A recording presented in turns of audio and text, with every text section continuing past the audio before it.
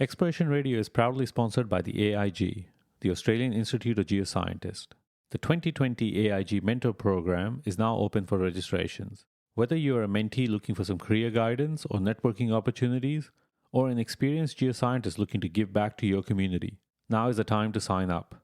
It is free for students and mentors, with a small fee for graduates and members.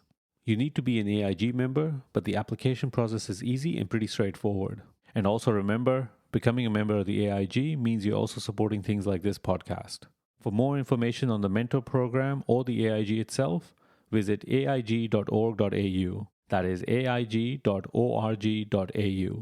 Registrations for the mentor program close 31st March.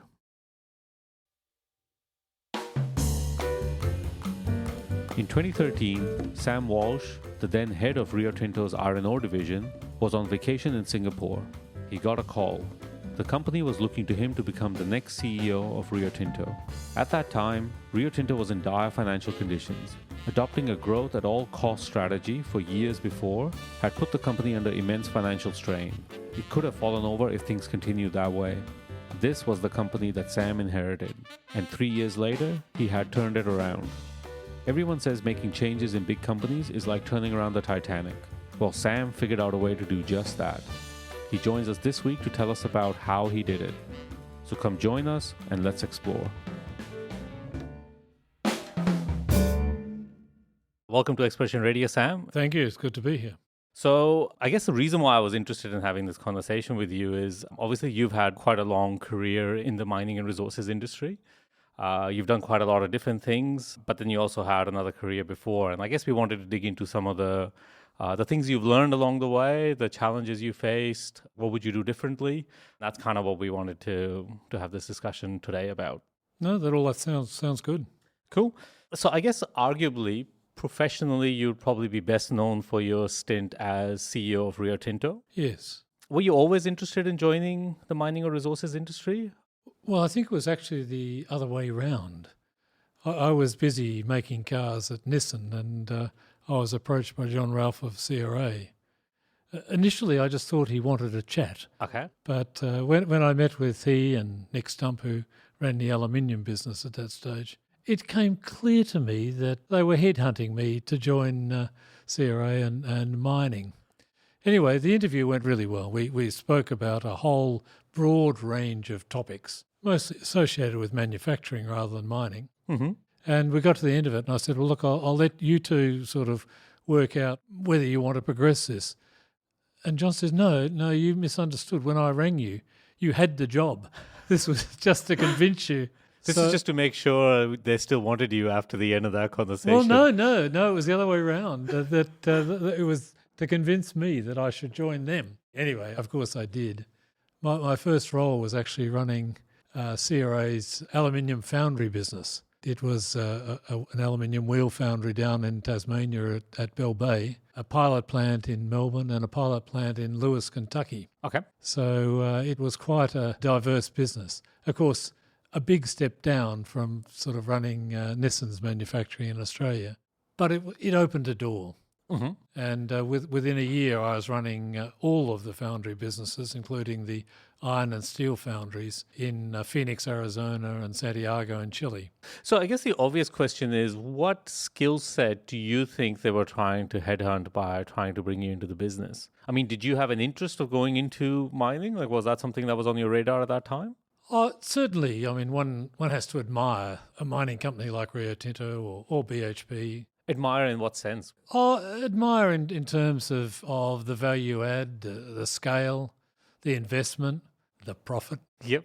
You know, all of those areas are very interesting.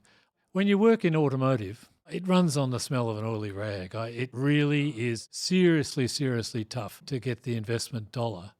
At Rio, you had the money, obviously if there's a business case, to invest in the business. Mm-hmm.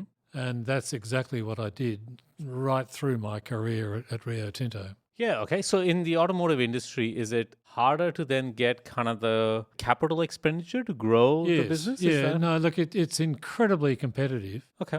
And there are so many sort of levels in the distribution channel that basically the car maker themselves, they may be selling a car for 30,000. But if they're making 1,500 out of it, they're doing really well. Do you think that has anything to do with the fact that one's unionized and the other isn't? Like, are they fundamentally structurally different in that sense?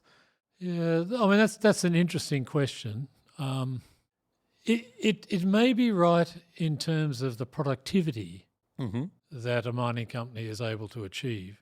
It's certainly not salary or wage rates, because we paid over the top of what awards we're offering.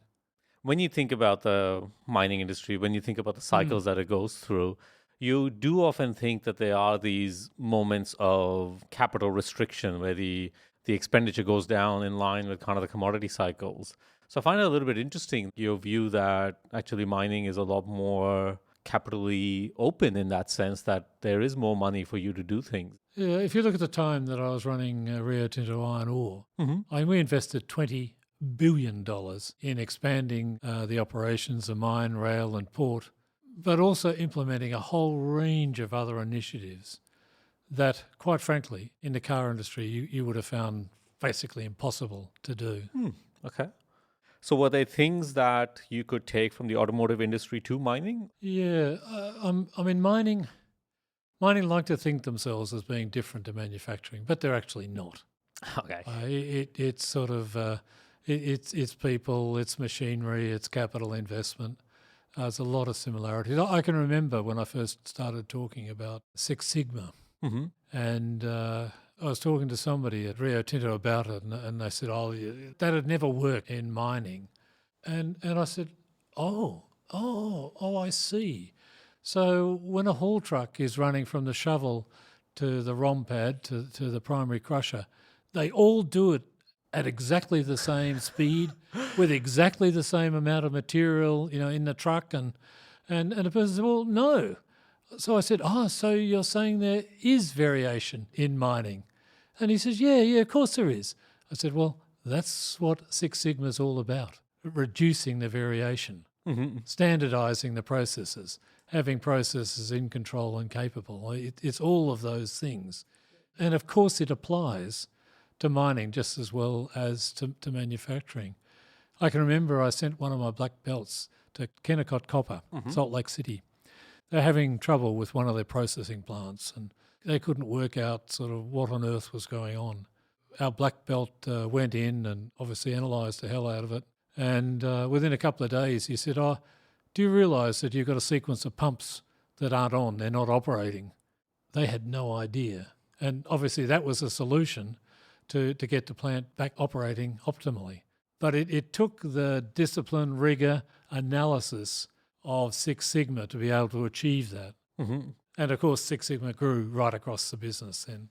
So I want to go back to a point that you made before where people in mining didn't think it was manufacturing, but you coming in from a different perspective, you obviously saw that the makeup of it operationally was very similar. Do you think that's something that we often do in mining, that we think we're quite unique, but in fact we may not be that unique in a lot of ways? Yeah, no, look, I think you're dead right.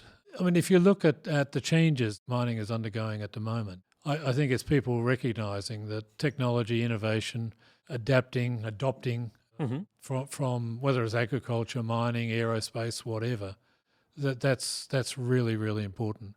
When I took over the operations at Rio Tinto Iron Ore, I took my executive team to the US to have a look at best practice there. I said to the guys organising it, I don't want to go to any mining company because I don't believe that there's anything that we can pick up that we're probably already doing.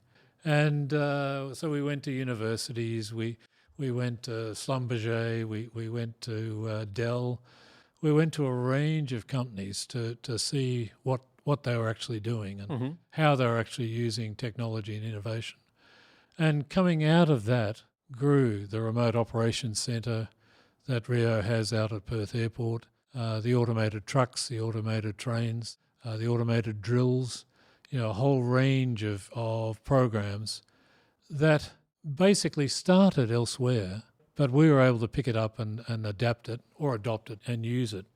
It's quite funny, the oil companies where we got the idea of a remote operations centre from, the oil companies ran their offshore operations sort of one at a time remotely. Mm-hmm. Well, they're now coming to have a look at Rio Tinto's remote centre because it's controlling 15 mines, 1,700 kilometres of rail, 3 ports, the power system, the sewerage system, the water system, the works, all from Perth and all 1,500 kilometres from the site locations. I guess that's the point I make, is that I think sometimes we as an industry have this attitude that, we're really unique, so we can't learn something from other industries.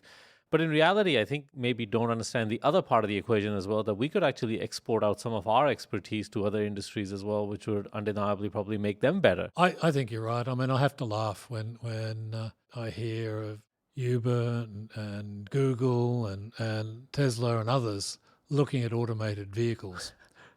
Because basically Rio Tinto has been operating automated haul trucks for, it must be 12 years now, and moved billions of tonne of material. Mm-hmm. And I mean, it's all basically operated using GPS coordinates. People think, oh, there's somebody with a joystick down in Perth sort of driving the trucks. No, they're not. It's all programmed as to what the truck needs to do, even to the extent of varying the travel down the haul roads so that they don't dig ruts, because they just absolutely reproduce what you tell them to do. And the example that I talked about earlier about Lean Six Sigma, I mean, you're getting much, much closer to that with the automated trucks than you ever would using operators.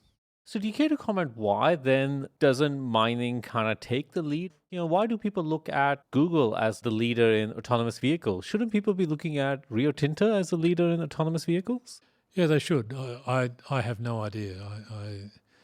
I mean, I guess everybody wants to invent their own sort of story. Don't get me wrong. I mean, driving a vehicle where you've got pedestrians and traffic lights and a whole range of things. I mean, yes, it adds complexity. Mm-hmm.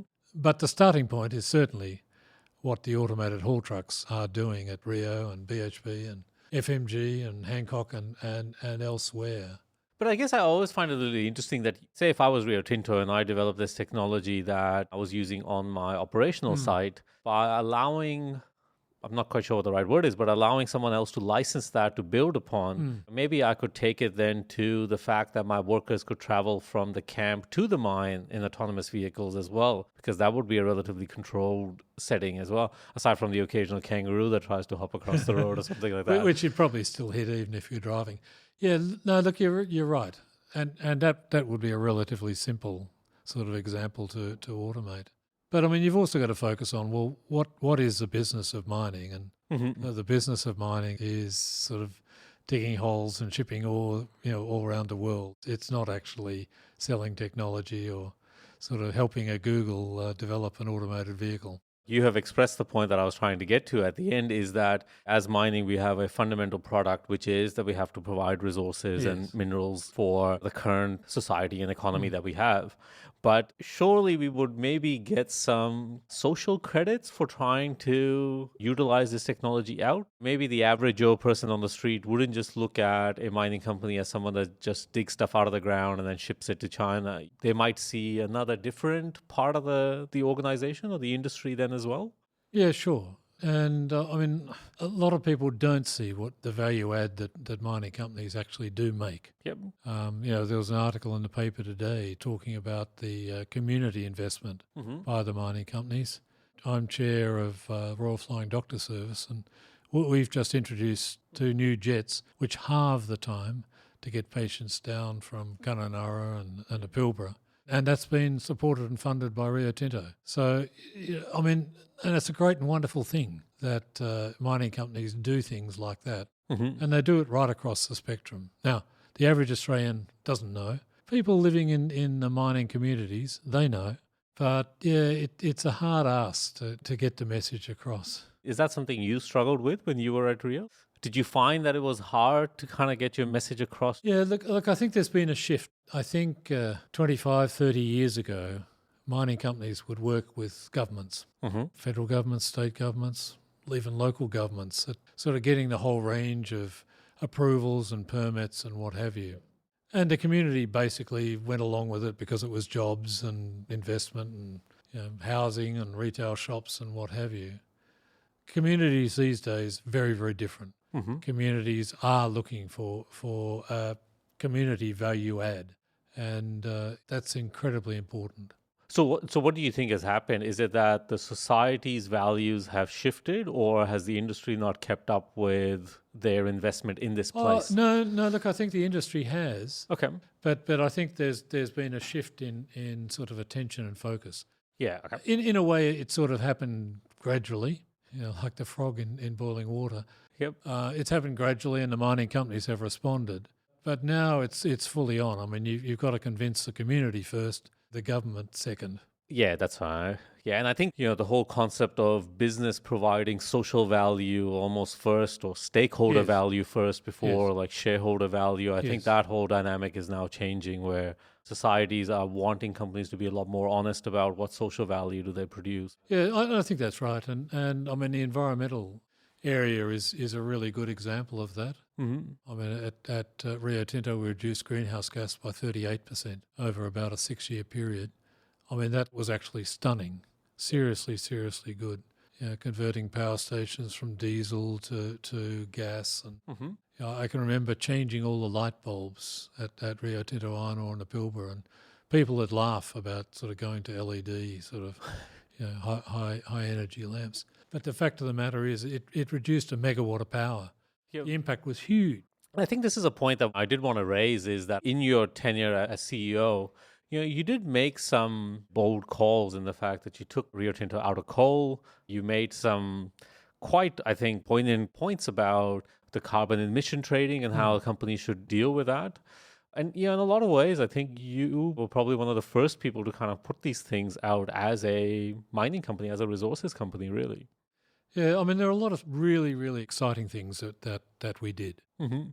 I mean, turning around a company, that was a huge sort of mission and endeavour, and that involved every single person in the company. But certainly recognising environmental performance and improving that was a key issue. But even down to things like mental health. We developed a mental health program here in Western Australia, way ahead of sort of other operations. Yep. That was important. I was on the Ministerial Council for Suicide Prevention, and a lot of the work that they were doing, Rio was actually leading the way. I mean, we were actually implementing it ahead of that council. But it was good because it sort of tested a lot of the theory. It tested a lot of the proposals from that council. Did you have any opinions against what you were doing? No, look, I think people understood sort of the value add associated with it. And you mentioned sort of non-union. I mean, Rio Tinto's got union and non-union sites, so I mean, it's a very broad church. But I can remember Greg Combay coming and visiting the iron ore operations in the Pilbara. Greg at that time was the head of the ACTU, Australian Council of Trade Unions, and I said to him, "Look, we can go anywhere. You can talk to whoever you want. You can talk to them one-on-one. It's absolutely fine." Mm-hmm. Anyway, he came and looked round and spoke to a whole range of people. And when we were flying back in the plane, I said, "Well, how did it go?" And he said, "Oh, look, it's very impressive the scale, very impressive the engagement, involvement of employees. It's very impressive to see how keen people are."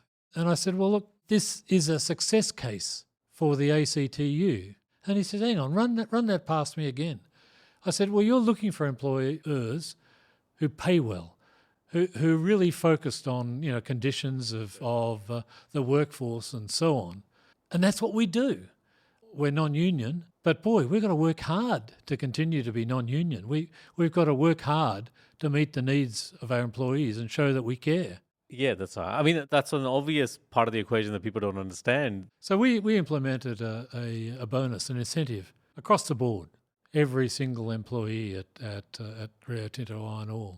And I can remember the first year that, we'd introduced it and it was going to pay out. And one of our finance, it's terrible. We're going to pay out on the incentive.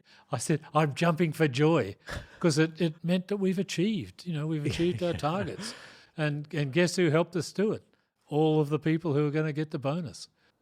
That's important. It's an important mentality that it's a team effort. It's not the people in the sort of the corner offices that are doing it. Mm-hmm. It's the people driving the haul trucks, the operating the shovels and the ship loaders and the maintainers and the schedulers and everybody. And I think that's quite an important point. I mean, what you're kind of talking about is that if you have this scheme, that's kind of a way of essentially incentivizing people to buy into the vision that you're trying to put at the front of everyone. Yeah, well, when I was CEO, I came out with a number of what some people call relatively trite statements.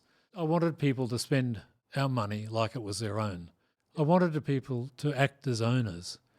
Well, 38% of the employees own shares, so it wasn't a tall ask to actually stretch that to people basically operating as if they owned a business.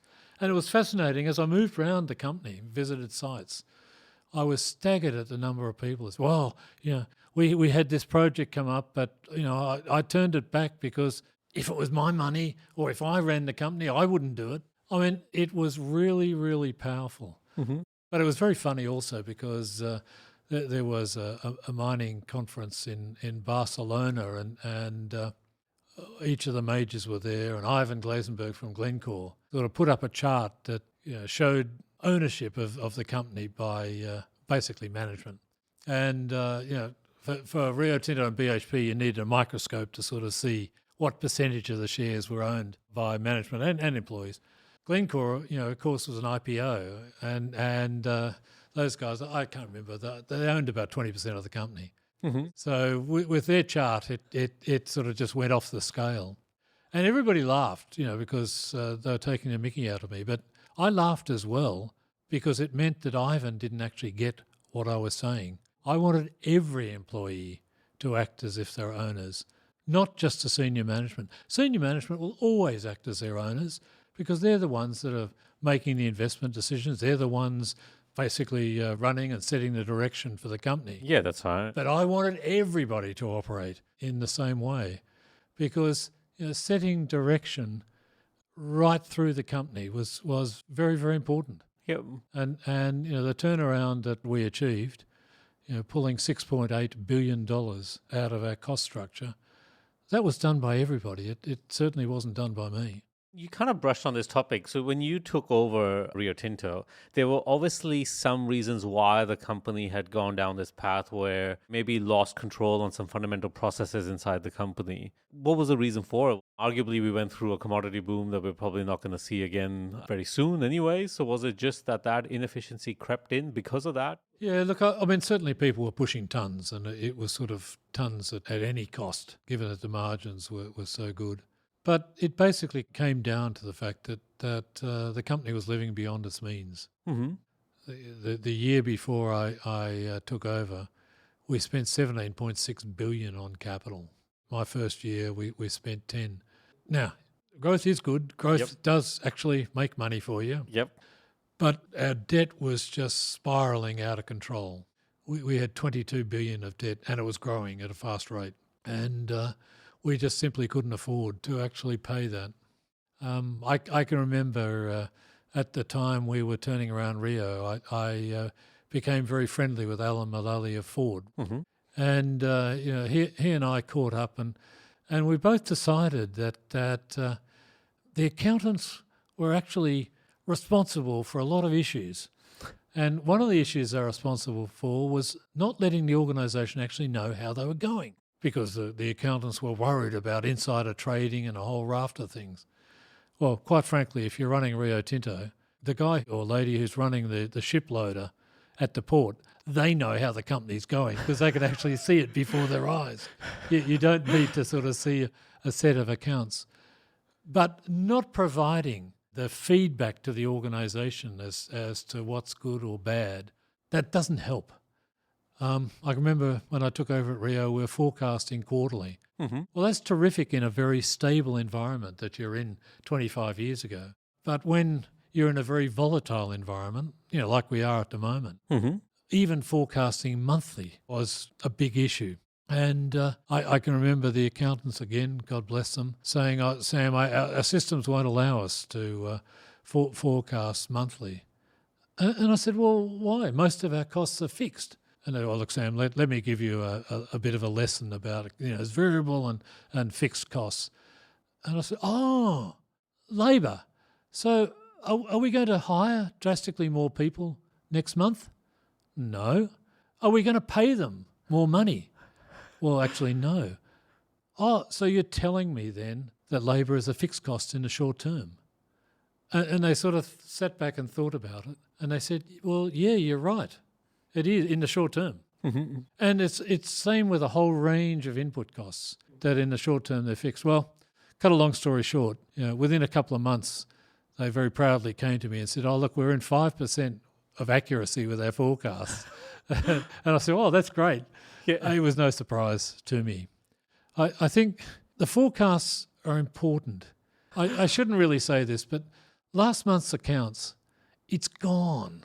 You can't do anything about it. Yeah, okay, there might be a trend, there might be something there that you can pick up, but it's a whole lot of spilt milk. You can't go back and do anything about it.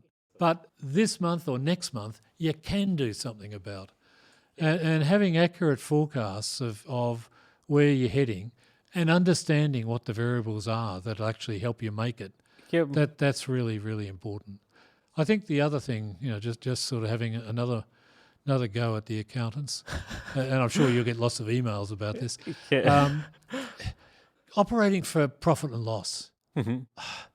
I mean, that's what people have in their annual set of accounts, and it's what, government agencies and what have you look for. Mm-hmm. But cash is actually what drives the business. P&L has got so many accruals and depreciation, a whole raft of other things, that it no longer actually represents how the business is actually tracking. Yeah, that's right. Cash doesn't lie. It's either there or it's not there. Yep. And by measuring cash, you take also into account some of the balance sheet items that otherwise aren't included in terms of management focus. Mm-hmm.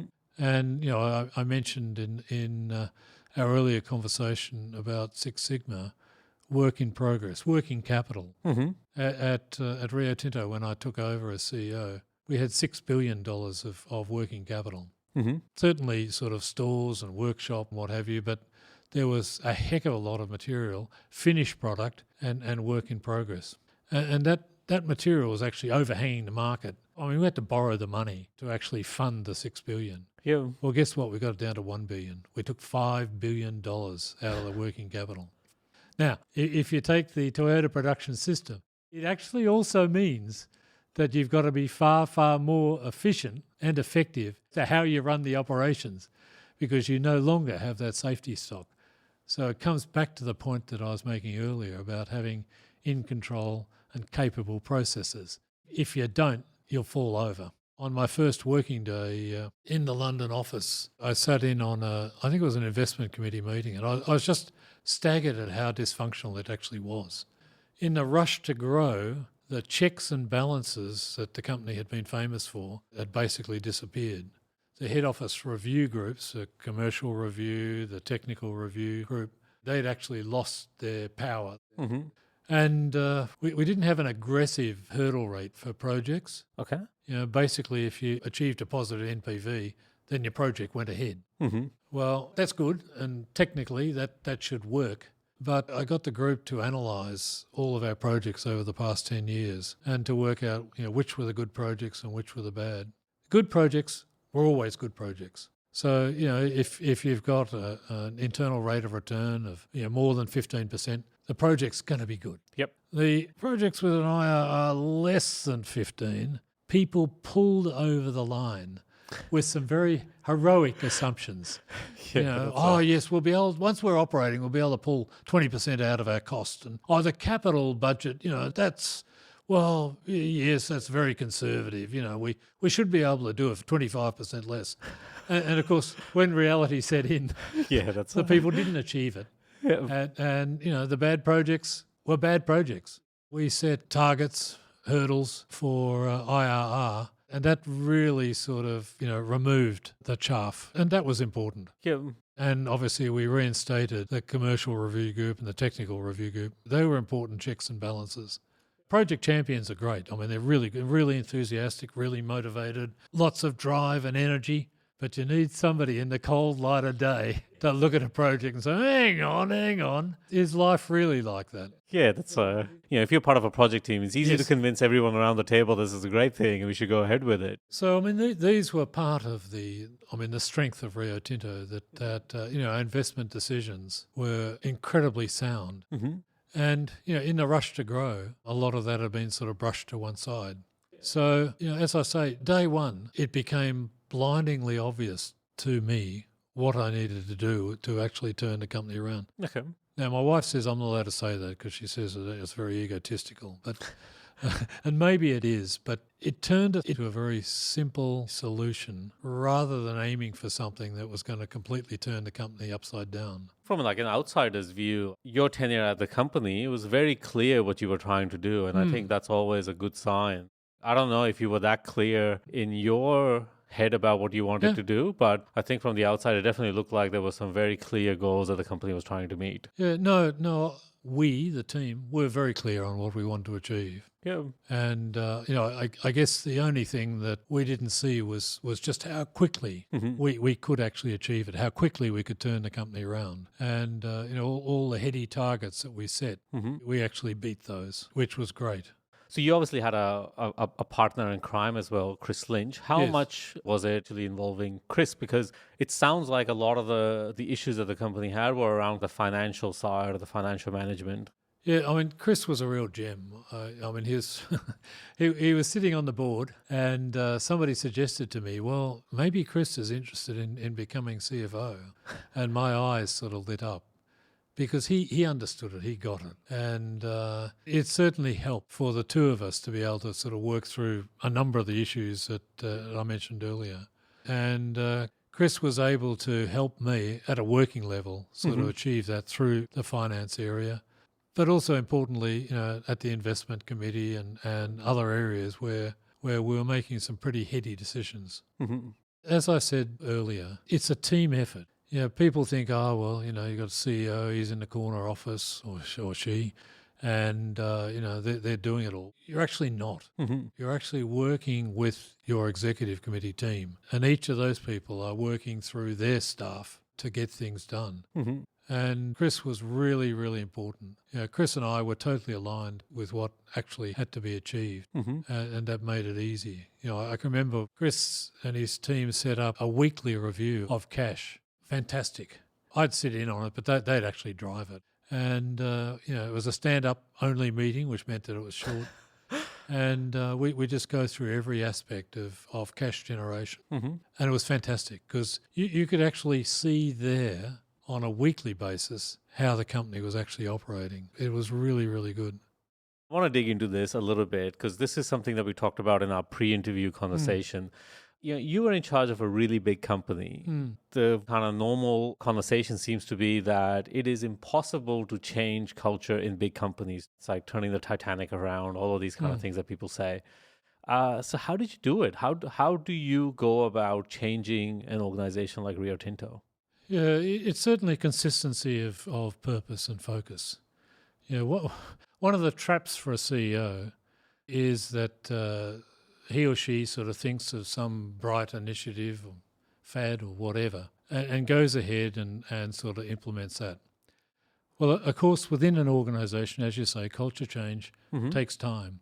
And the organisation, 6 months, 12 months behind the CEO who sort of set the direction. The trap for a CEO, for she or he, is the next idea, the next project, the next whatever comes along. And they announce that to the organisation. Well, the organisation is still trying to sort of digest and implement the first initiative. Yeah. Plus produce iron ore or whatever, be safe, reduce cost. So what do? It's like a juggler who's juggling, a number of balls or priorities. And you throw another ball in and guess what? The juggler drops a lot.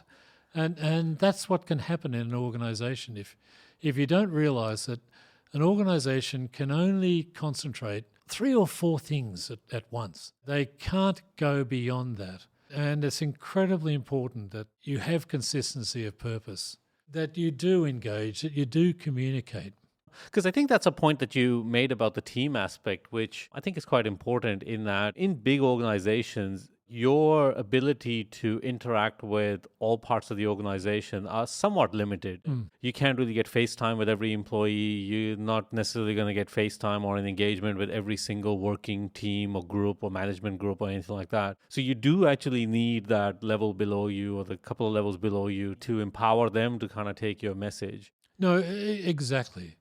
Because when you're CEO, you're a long way removed from the business. Yep. And it's important that people at the shop line, front line, that they hear from their management, because they're the people that they regard as being in charge, because they are. Mm-hmm. And communication was really, really important for me to ensure that the management throughout the organisation was actually empowered, did actually understand what we were trying to achieve, and they could see that we weren't jerking them around with sort of chopping and changing and making different decisions and whatever. There was huge consistency in terms of what we were doing. Yeah, like I asked you the question earlier, as how do you do it in large organizations? And I think your concept that you have to be very consistent in your messaging, I think is probably the point there. Because in big organizations, because you have more opportunity to do a lot of things, maybe you do, I think, too much. And, that kind of muddies the water where people go, last month we were doing this month we were doing this, next month it seems like we're going to do something else. No, that's exactly right. And people's response to that, and it's quite right, is, well, I won't do anything because there'll be a new initiative next month and the old initiative will go out the window. But it is important to simplify the business down to the variables that are really, really important. Mm-hmm. And sort of take away all the clutter, take away all the things that don't really matter. Pushing down decision-making, empowering management to actually make wise decisions as if they were spending their own money and as if they owned the business. Mm-hmm. It was no good me being smart after the effect and saying, well, why would you invest in that? We're getting out of coal, Sorry, I forgot to tell you. People needed to understand sort of basic fundamental things like that. Otherwise, you'd have people making decisions that weren't good decisions. So did your time in R&O kind of give you that apprenticeship in some way to kind of handle how to get your message across into a big organization? No, I think I actually picked it up way back in my time at General Motors Holden. Okay. I led the team that restructured Holden back in 1986. And that gave me a very good feel for how a total business operates and what are the critical drivers. It also enabled me to see how out of sync people could actually be if they didn't see what were the important drivers for the business. And, people build little empires and people construct silos and what have you. That's all the malice of corporate culture, unfortunately. And they think, oh, that's great because my little area is going to be so incredibly efficient. But they don't actually realise that it may be fine for that area, but if you look at the big picture, it's actually not helping. Yeah, that's right. And with the GMH picture, they'd gone from being the first producer in Australia to being about 17% of the market when I was there. Mm-hmm. But in a lot of areas, they had facilities for 100% of the market. And, the guys running these areas, they felt terrific because they had so much spare, redundant equipment. If sort of anything happened, I'll just turn on machine 55. What they didn't realise is that the business was actually carrying the overhead associated with having 100% of the market. Yeah, okay. A lot of these examples that you're saying, this is kind of the original question I was trying to get to is that I think your time in the automotive industry, you saw the industry kind of go through these perhaps steps, or you saw the results of them or the challenges of what you would have to face as you go through. And I think that probably put you in pretty good stead when finally the mining industry decided to kind of go through that. Yeah, understanding the drivers of a business, whatever the business is, that's seriously, seriously important. But making sure that the teams that are actually running it, they understand what the drivers are too. And I think it's really interesting you say this, like as businesses get complex, you need to focus probably on very few things. Yeah. The normal kind of way down the rabbit hole is that, as things get complicated, we got to have more variables. We got to have a finger on the pulse of as many variables as possible. But in fact, it seems like it's actually the opposite that you probably want to do. No, you're exactly right. There are a limited few things that actually drive a business and make a business successful. It's not a whole myriad of all you're doing is clouding the issues and distracting people's attention. But the things that you measure, the targets that you set, it's absolutely critical to get them right. You know, I talked about the foundry business that I had when I first joined CRA, Southern Aluminium down in Bell Bay. And they had a range of measures. And one of the measures were the number of successful castings out of a die. Well, that's terrific. Only, of course, their incentive was to get as many shots out of the die as they could, not to stop when they got the first unsuccessful casting. Yeah, makes sense. So they'd just keep producing rejects and putting them through the system, and they'd get picked up down the system. They wouldn't get picked up front. And I can remember we were going to sue the company that provided the die technology because, you know, we couldn't get good castings out. I removed this measure. If the die didn't work, it was sent straight back to die maintenance. Those guys got it back at the speed of light. And guess what? We resolved the problems ourselves because they suddenly understood what was the driver for their work. Yeah, that's right. And their driver was having the dies properly prepared so that they would actually produce okay castings every time. And, you know, it was incredibly simple, but it was incredibly powerful having the wrong measure. Yeah, that's hard. You're kind of summarizing that old adage, like, you know, do less but better. You know, like focus on less but do it much, much better. Yeah. So you talk quite passionately about your time at Rio Tinto and obviously in industry. So specifically with Rio, do you have any regrets about your time? Is there something that you didn't get to do that you wanted to do desperately? Look, I think employee safety was always an enigma. It was something that we put in, you know, a lot of time and effort. We didn't always get it right, and you know, the consequence of a failure was huge. You know, it was likely to be a fatality.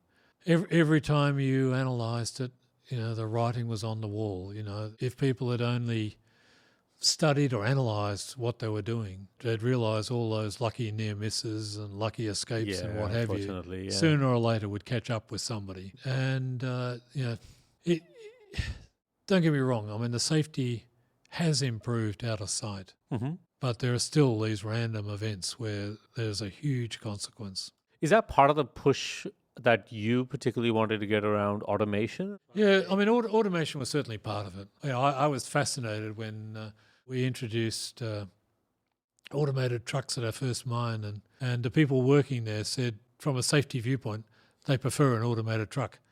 Of course. At that stage, I was sort of thinking, gosh, you know, they've come a long way with that sort of thinking. But the truth of the matter was, you know, an automated truck, it is consistent. You know what it's going to do.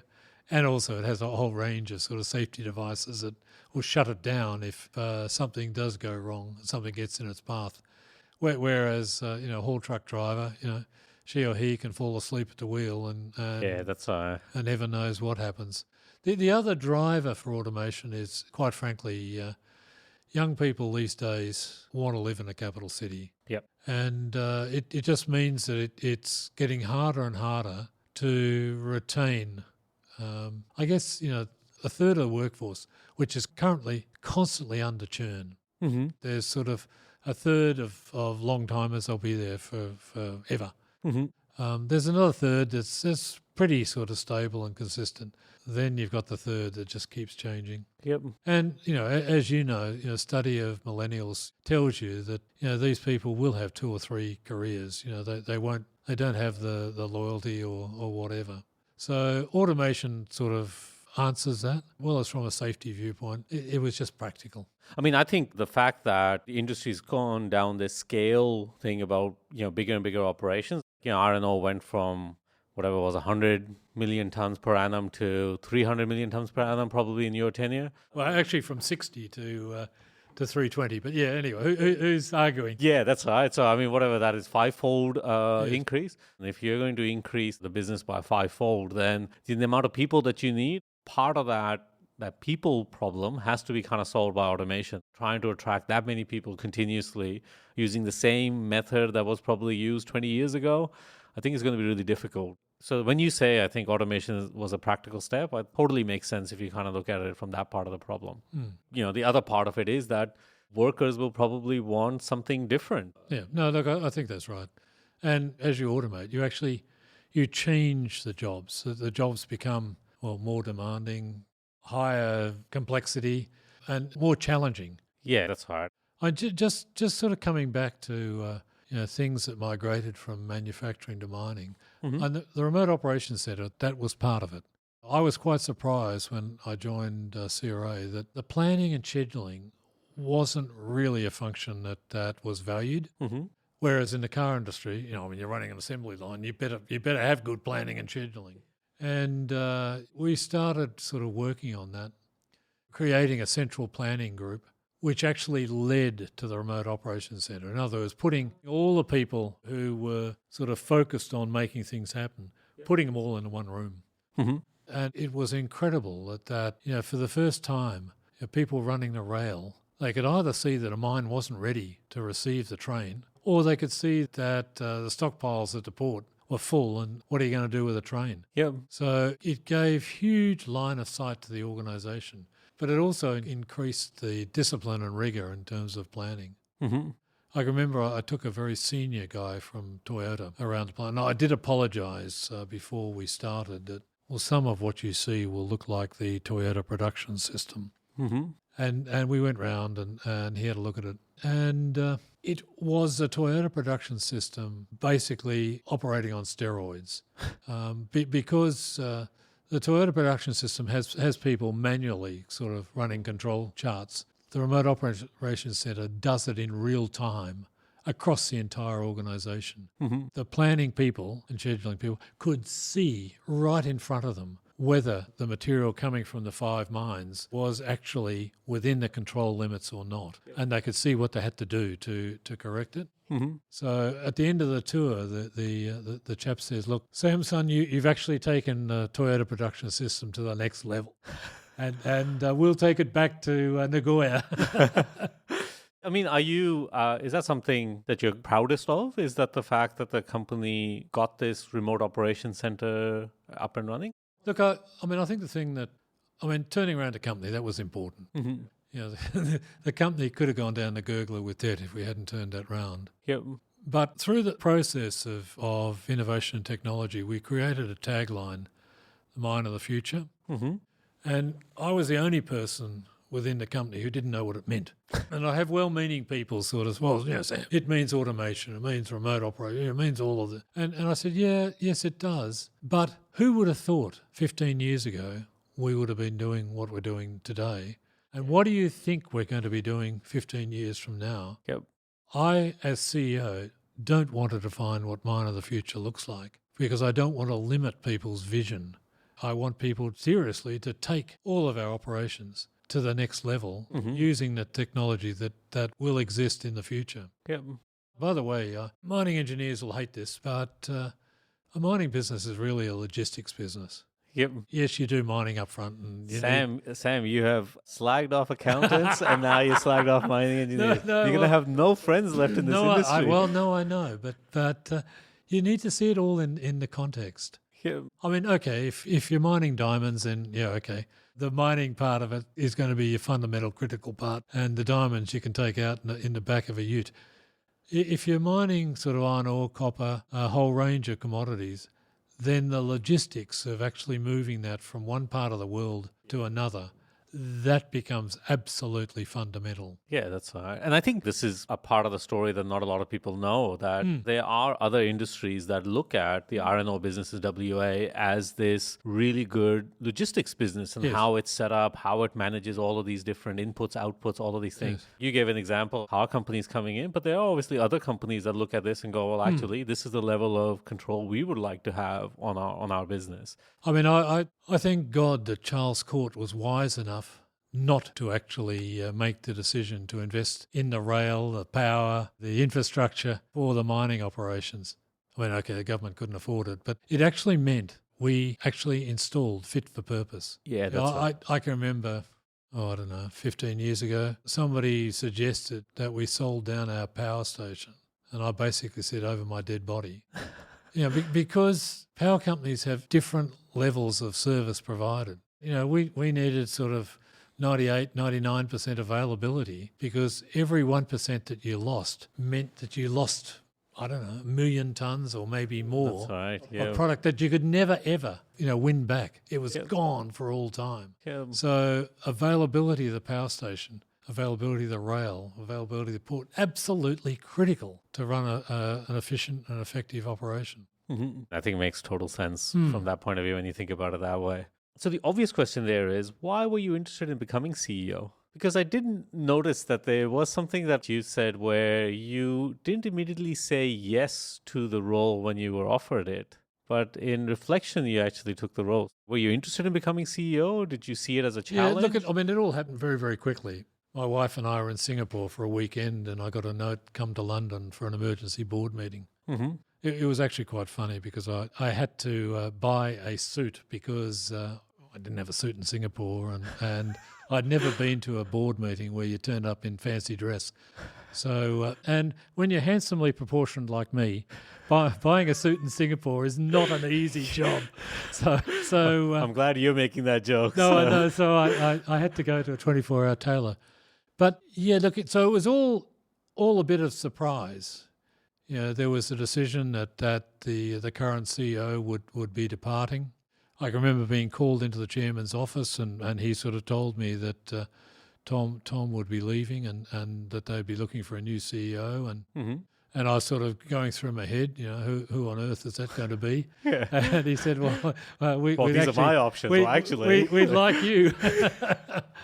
So, yeah, look, It was a big decision, but it was also a very quick decision. I certainly had to ask my wife. I mean, dropping everything and going to London wasn't quite on our agenda. And I had a lot of heavy engagements, community engagements, involvements here in Perth. Yep. Part of my theory that you don't just write checks. You actually need to be involved and engaged. You have to have some skin in the game, essentially. What you're doing.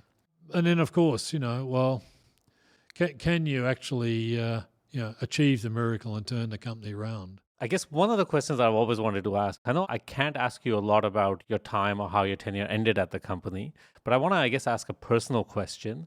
Were you disappointed in how you left the company at the end? No, absolutely not.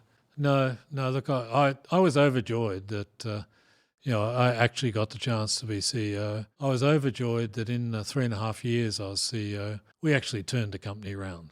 As I mentioned, we reduced the costs by 6.8. We reduced the working capital by 5 billion. We reduced the debt from 22 billion down to 9.8. I mean, I wrote down all these numbers, and I think what you did was incredible, actually. And in a very short amount of time as well. I don't think you and your management team get enough credit for the fact that you kind of put the blueprint that a lot of other companies copied after you guys. Yeah, no, that's true. But I'd turned 66. I'd basically helped turn the company around. There were a lot of youngsters who were sort of very ambitious to get the role, and no, it was absolutely fine.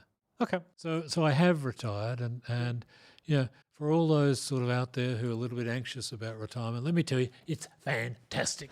seriously good. The only thing is that I'm perhaps a little too busy, but very, very diverse life. I was going to say, in our pre-interview, the number of things that you told me you're currently doing, I think you should probably go and take a CEO job just to relax a little bit. Well, it's a very varied life. A bit of charity, a bit of church, a bit of arts, and a couple of businesses. Fantastic mixture. Every day is different, and they have all these serious issues that if I compare them to Rio Tinto, I think, get a life. But, I mean, they're serious to them. And, that's right. And I need to give them sort of the time and credibility and what have you. But at Rio, every day something drastic went wrong somewhere in the business. You're operating in 30 countries, 65,000 people, some government, some weather event, some maintenance. Every day something would happen. And you'd almost set your watch by it. Well, we haven't had the disaster today. Oh, it's coming. And having a good team, having a strong team was important. You could sort of set the context, set the effort and let the experts actually resolve it. For a time, it's great. It's really, really good. And it gives me time to do things like this. I think, like even the conversation we had before this interview, I think you have a very healthy perspective. So I think the type of stuff that you're doing, it's great for those organizations to have you involved, because I think the perspective you bring, like you said, everyone thinks the sky is falling down, and actually having that healthy perspective to go, actually, maybe not. No, maybe not today. Maybe not. Maybe tomorrow. Maybe not. Maybe. And it's also good, sort of having had a very active working life, to be able to be physically, seriously giving back to the community. That's really, really good. I think that's great. So we always end our interview with two questions. So the first one of them is, when it comes to mining or the resources industry, what is something that you think needs to die? It can be an idea, a concept, a behavior, something that you think we should jettison out of the industry.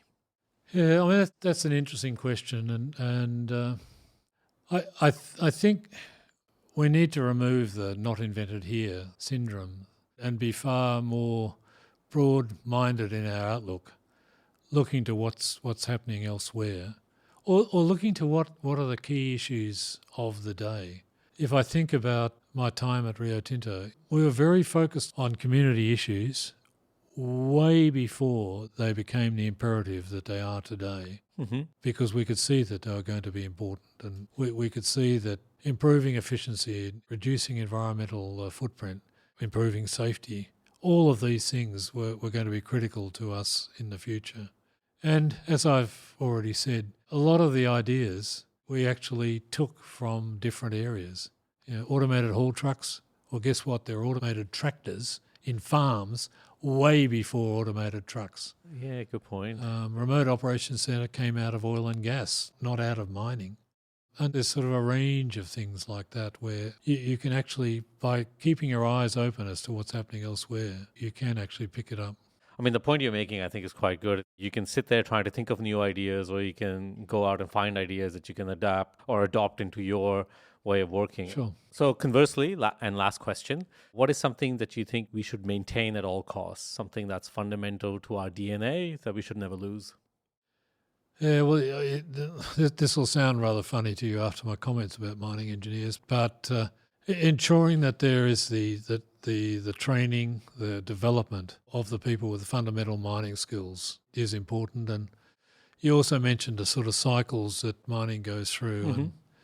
And generally, mining has a habit of sort of dropping its education and training and what have you during the downturns. They regret it as soon as the market picks up again. Somehow, mining has got to remove those peaks and troughs when it comes to developing sort of the critical skills that it needs. I think that's a pretty good spot to end on. Thanks a lot for joining us, Sam. Well, thank you very much, Harvard. Exploration Radio is brought to you by Steve and Ahmad. This episode was produced and edited by Ahmad.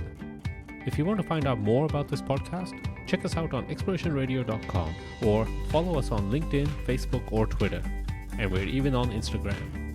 And if you like this podcast and want to help out, well, there's two things you can do for us. Give us a review on iTunes, Stitcher Radio, or wherever you get your podcasts from.